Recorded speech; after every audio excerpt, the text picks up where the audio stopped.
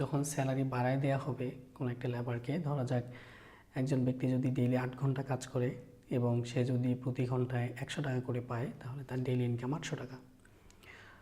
এখন যদি কোনো একজন প্রডিউসার মনে করে যে আমি তার স্যালারিটাকে বাড়াই দিলাম, আমি তার স্যালারিটা করে দিলাম 200 টাকা, তাহলে সে যদি 8 ঘন্টা কাজ করে তাহলে সে পাবে 1600 টাকা। আবার সে মোটিভেটেড হয়ে যেতে পারে, সে দেখা গেল সে 10 ঘন্টা কাজ করতে পারে, 10 ঘন্টা কাজ করলে সে 2000 টাকা পাবে। তাহলে একজন মানুষের মধ্যে যে সেন্টিমেন্টটা থাকার কথা যে আমি যত বেশি ইনকাম করতে পারি একদিনে, আমি তত বেশি ইনকাম করতেই থাকবো, এটার উপর ভিত্তি করে কিন্তু ফ্যাক্টরিটা বেশি সময় চললেও চলতে পারতো। But actually what happens, actually যেটা হয় সেটা হচ্ছে যে ওই মানুষটা তখন সে কাজ করা বরং আরও কমায় দেয়। অর্থাৎ তার যে ট্রেডিশনাল নিডসগুলো আছে সেই নিডসগুলো ফিল আপ করার জন্য তার দরকার হচ্ছে 800 টাকা। এই 800 টাকা